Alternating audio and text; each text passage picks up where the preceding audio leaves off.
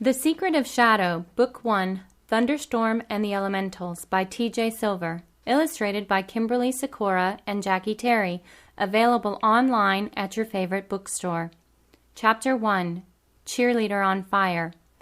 I was 14 the first time I set someone on fire. Looking back, I guess I was lucky. It could have happened sooner, but I was kind of a late bloomer. When I entered high school, I was skinny, socially awkward, and already way ahead of the pack academically.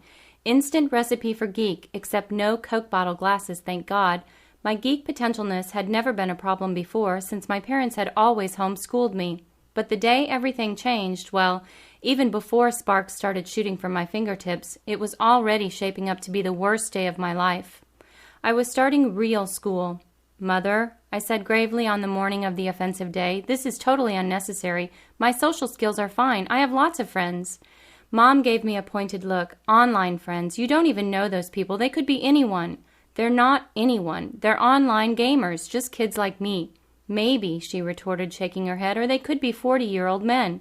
So you need friends your own age." "Oh, for heaven's sakes." I heaved an exaggerated sigh. "Okay, well, so I'll get out more. Meet some kids. IRL. Mom gave me a look. "I'm sorry. IRL? What in the world?" "In real life," Dad supplied, serving me a plate of hot pancakes. "And thunder. No internet jargon at breakfast." "Yes, thunder. That's me. Thunderstorm, to be exact. Thunderstorm Valdar. And yes, my dad was the one cooking pancakes, not my mom. She's pretty awesome as moms go, but she can't cook to save her life. She can't even make toast with a preset toaster. Somehow, she always manages to burn it. Dad, on the other hand, is something of a gourmet. I couldn't even grumble effectively after tucking into his special raspberry cream cheese pancakes. They were just too delicious. "Now, son," said Dad, sitting across from me, "I know you find the idea of actual school distasteful." "You mean torture." "Fine, torture, whatever, but Paracelsus Academy has special classes for special kids, like you." "You mean an accelerated program for the brilliantly gifted?" "Ha ha," said Mom, sitting down next to Dad, "but yes, kind of. You've got talents you don't even know about, Thunder, and there are some things that even we can't teach you." "But you guys are like geniuses," I said, then blushed. That's not really the kind of thing a teenager usually says to, or about, his folks. But it was true. "Mom, you're a professor, and Dad, you're a counselor. If you guys can't teach me, who can?"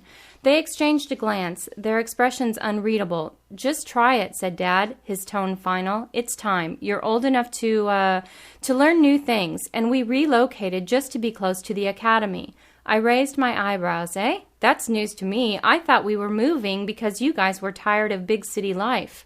They exchanged another look. I hated it when they did that. It was like they were speaking a language only adults understood, a language that probably said, "Anyone under the age of 30 is a complete dumbbell."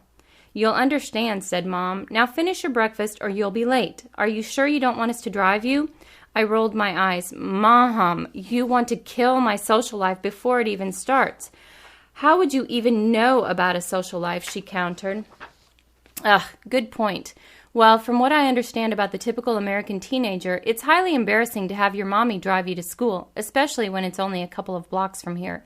"I'm sorry we haven't unpacked your bike yet," Dad added sheepishly. "No biggie," I said. "I can walk, you know. Besides, this town is way too small to get lost in. I'll be fine."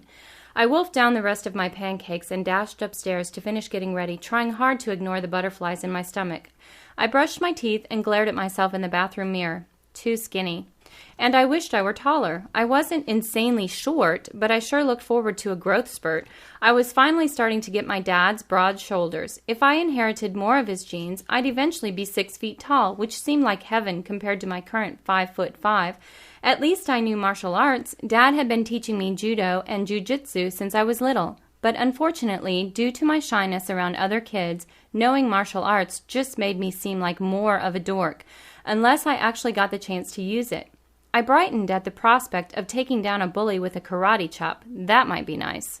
I rustled my long hair back into a ponytail. Just like my dad's, it was thick, curly, and golden blonde. And long for a guy, about halfway down my back. It was kind of annoying, really hard to comb, and a nightmare during summer humidity. But I wore my hair long because my dad wore his long. I wanted to look like my dad. He was just plain cool. The long hair, a pierced ear, and a tattoo on his back. Mom said I could get my ear pierced when I was 16, but no tattoos until I was in college.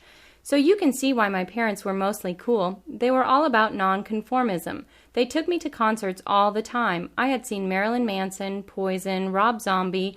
I'd even met Ozzy Osbourne once. Well, okay, a couple of his band members, but still. My parents listened to everything from Tchaikovsky to Dvorak to Daft Punk, Twisted Sister, and My Life with Thrill Kill Kult. They encouraged me to experiment with my look. They let me paint my nails black, dye my hair purple only once, and wear whatever I wanted within reason. They were spiritual. My mom did yoga and practiced meditation, and we were religious. We went to the kind of church where you can show up in jeans and t-shirts and fit right in, which suited me fine. Life is all about balance, my dad always said. Finding happiness is finding balance. Take Stryper, metal music mixed with Christian lyrics. Completely mind-blowing. There isn't enough balance out there, and that's why I'm a family marriage counselor, but I look like a hippie. I thought about his words as I scowled into the mirror. Balance. I hadn't quite learned the fine art of balance yet, but I was only 14. I figured, incorrectly as I'd soon find out, that I had plenty of time to learn balance. I had no idea what to wear to real school. I didn't really keep up with current fashion, and my own personal style changed all the time. Sometimes I dressed like my dad, black and red, heavy metal band t-shirts, studded boots and stuff like that, and sometimes I adopted my mom's casual, easygoing style, loose beachwear or yoga garb. It was like I couldn't decide what suited me. So today I played it safe, going with basic jeans, a Poison t-shirt, and a hoodie with a screen print skull on the back. Finally ready, I went downstairs. Mom and Dad were waiting to wish me well. Mind if I walk part of the way with you, son? Dad asked. I promise I'll disappear before any of your peers see me. I grinned, feeling relieved. Okay. We both kissed Mom goodbye and left. It was a perfect fall day, the sky bright blue, the leaves smoldering fires of reds and oranges. Dad was quiet for the first block. When he finally looked at me, his eyes were bright turquoise, which meant he had something serious on his mind. Dad's eyes changed color with his emotions, mine too. Normally mine were ocean blue, but at that moment they were probably a quizzical green. Thunder, Dad said, you know how you've asked me about how your mom and I met, and how I've always kind of evaded the question? Yeah, my ears pricked up. You just said you guys met while in school. You never really pressed the issue, which we appreciated because, well, it would bring up questions we weren't ready to answer. I guess if you were a girl, you would have wanted to know the whole romantic story, which we couldn't tell you. Soon you'll know the whole truth, and it may be kind of hard to swallow.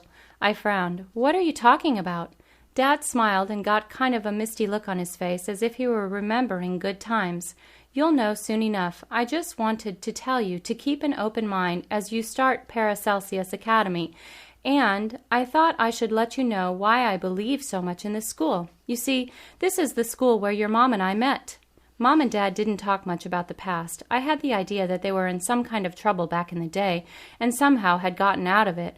I knew that when I was young, we moved a lot, almost constantly, but we'd been in the suburbs of Chicago for the past 3 years, and that had finally begun to seem like home, until now. Now Chicago was a distant memory. Our new home of just a couple of weeks was located in the tiny rural Nebraska town of Silver Oak, so small it wasn't even on any maps. I gotta say, Dad, I would love some answers. I mean, out of nowhere, you and Mom decide to leave civilization, move out to the boonies, enroll me in a private school, but don't explain anything. What gives? I didn't even have a choice. I loved being homeschooled, by the way, in case you are even remotely interested in my opinion. Dad avoided my gaze. Of course we care about your opinion. It's been noted, but this is necessary. You'll understand. But we have our reasons, Thunder. His voice was final. Look, this is as far as I go. Your school is around the corner, and like I said, I don't want to kill your social life. Just, like I said, keep an open mind and be careful. Huh? Careful of what? He gave me a quick one-armed hug and turned back toward home. Have a great day, Thunder. Great, I muttered. Mysterious as always, no big shock here. No one tells me anything except myself, which is why I'm talking to myself. Bad way to start. Better stop now. I hoisted my backpack, went around the corner, and reluctantly entered the schoolyard of Paracelsus Academy. My parents had driven me past the building the week before, so I was at least a little prepared. The academy was massive. It was housed in what had apparently once been a Gothic cathedral, complete with flying buttresses and scores of psychotic-looking gargoyle statues. It reminded me of the Cathedral of Chartres in France. It even had a huge front facade with twin spires and tons of stained glass windows. If you don't know what I mean, Google Chartres. Trust me, it's awesome. Huge, complex, artsy-looking, just plain cool. In the grassy area in front of the building, kids lounged around talking and laughing as they waited for the bell to ring. I felt my stomach flip-flop. I'd never been around this many kids my own age before, except online where I could hide behind a screen name. Online, I was uber cool. I actually used my real name, Thunderstorm, but everyone thought it was a screen name. And since I kicked butt at pretty much every game I'd ever played, especially fantasy games, I was big stuff online. But this was the real world, and I was clueless. A shrill squeal of laughter caught my attention. On the far side of the yard, a group of snotty-looking blonde girls were pushing around another girl, whose only crime appeared to be not being a cheerleader. She looked miserable. She was really small and slim, so although she must have been at least 14 to be in high school, she appeared much younger. She had hair so pale it looked almost white, and her skin was pale too, making her seem even more vulnerable. The brassy blondes, who were all wearing matching pink and white cheerleader uniforms, were taunting her. "Aw, little baby is crying," sneered the girl who seemed to be the head of the pack. She was pretty, but in a mean girl way. A sneering lip, evil arched eyebrows, clearly fake orangey tan. "Does anyone have a tissue for the whiny baby?" "Just leave me alone," whimpered the victim, wiping her eyes. The blonde brigade laughed nastily. "What are you going to do?" asked the lead blonde. "Oh, right. Nothing. You're norm spawn, a.k.a. totally worthless. I should have had my sylph hang you from the nearest tree after what you did to my sweater." I moved toward the pack, astonished that nobody was doing anything to help the girl. I felt a flash of anger in the pit of my stomach because the girl looked like my own worst fear, the victim, the kid who gets picked on. I had been afraid that would be me. Now I was seeing it happen to someone else, and it really irritated me. "Just leave me alone, Tanya," the smaller girl begged. "Why are you doing this? We're the same element. We should be on the same team. Besides, I told you it was an accident." "Oh, sure," sneered the lead blonde, who must be Tanya. "So is this." She shoved the smaller girl to the ground, and suddenly the anger in my stomach turned into a raging fire. "Hey!" I yelled, running toward the pack. "Knock it off!"